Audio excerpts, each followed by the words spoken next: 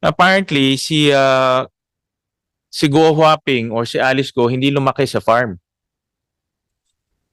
Hindi rin siya homeschooled. Nag-aral ho siya. And I'll show you the proof. No, kahit nga lumabas sa hearing yung totoong pangalan niya, nag-aral siya sa parehas kong school, sa Grace Christian High School, for grades 1, 2, and 3. Year 2000 to 2003. No? So, hindi siya homeschool ni Rubilin. Nag-aral ho talaga ho siya. No? And nung natatandaan ko, sa school ho namin walang farm ho doon. Puro building ho. No? And ito yung kanyang school records. Next will be the in-attach ho kasi pag nag-enroll ka, meron kang mga i-attach mo yung alien certificate of registration mo at lumalabas yung alien certificate of registration niya match doon sa alien certificate of registration na hawak ng Bureau of Immigration. And in that enrollment document, interestingly, meron ding birth certificate galing sa China, no, in Chinese at tinranslate and tinranslate siya sa English. So nakasulat dito na father niya si Guo Jiangjong, alam na ho natin, at ang mother niya ay si Wen Yilin. No? So I just want to put this on record and show to the committee because as we go along, ang dami hong nagpo-provide ng information eh. Kasi nga lumalabas yung totoong identification at gusto ho namin din magamit. Sayang naman itong mga pieces of evidence. Gusto ho namin magamit para lalong tumibay yung kaso na ifina-file po ng ating Solicitor General.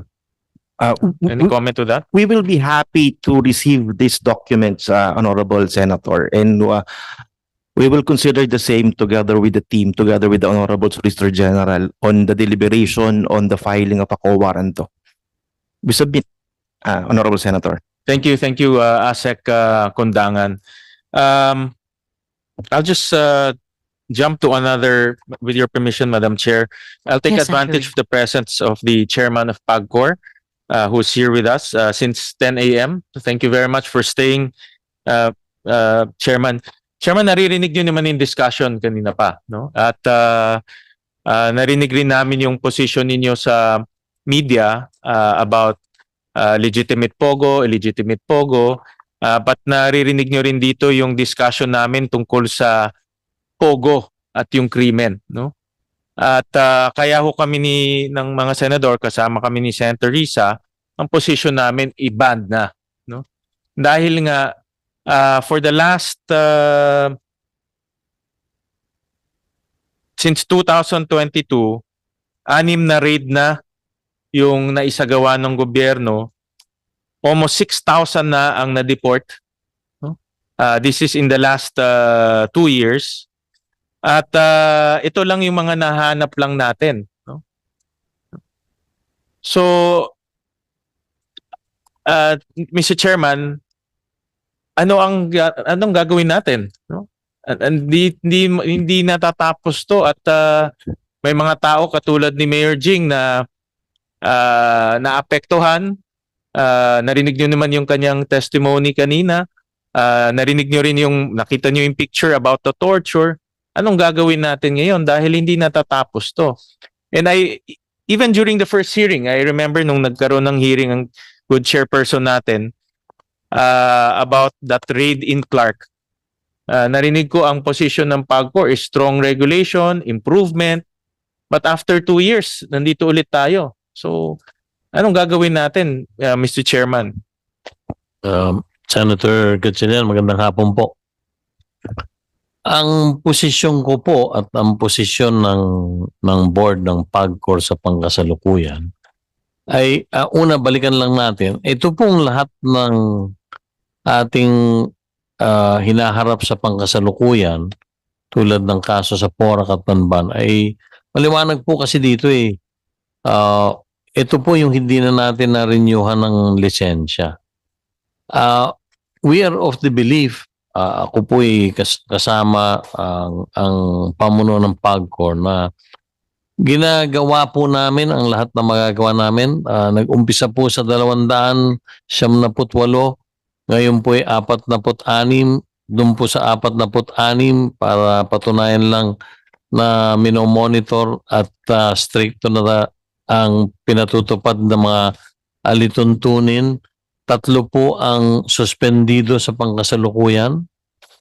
Isa po ay meron na pong rekomendasyon ang OGLD na kanselahin na rin ang lisensya. Hindi po dahilan sa torture or sa mga masasamang gawain, kundi dahilan sa meron pong napapansin lang ang intelligence ng PAGCOR o security ng PAGCOR na meron pong posibilidad na isa po doon sa 46 ay merong activity na hindi nararapat na ginagawa.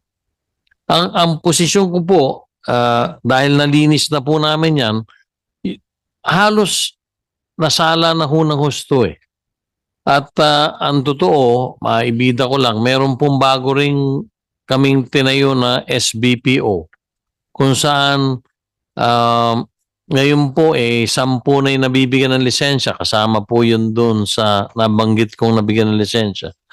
Ito po yung nagsiservisyo bilang customer agent or customer service ng mga gaming operator sa ibang bansa tulad ng Europa at ng Amerika. So, ang paniwala ko po kasama ng pamunuan ng pangkasalukuyang pamunuan ng PAGCOR ay if we properly regulate and really properly monitor, ay sayang din po yung buwis na kikitahin ng PAGCOR at gayon din naman ng Bureau of Internal Revenue. Dahil kami po ay nag-uusap ngayon ng BIR, lahat po ng monthly reports namin ay may kopya din sila. Sila po ay tumatanggap ng 2.5 beses ng anong tinatanggap namin. At yun po ang posisyon namin sa pangkasalukuyan. Pero kung ang magiging desisyon po ng Senado, ng Kongreso, ng Pangulo ng Pilipinas ay totaling isa na ito, wala po kaming gagawin pagkontra dito. Ang akin lang pong gustong sabihin, Senator Gatchalian, ang problema po natin, pag binandi natin ito, tuloy-tuloy din po itong masasamang gawain na ito. Kaya panawagan na rin sa law enforcement na kung maaari ay hulihin na at sugpuin na yung mga illegal na yan at lahat ng mano. Dahil ang maliwanag po rito, hindi na po, mukhang hindi na, Senator, babalik sa ibang bansa, sa bansa ng China, itong mga kriminal na ngayon ay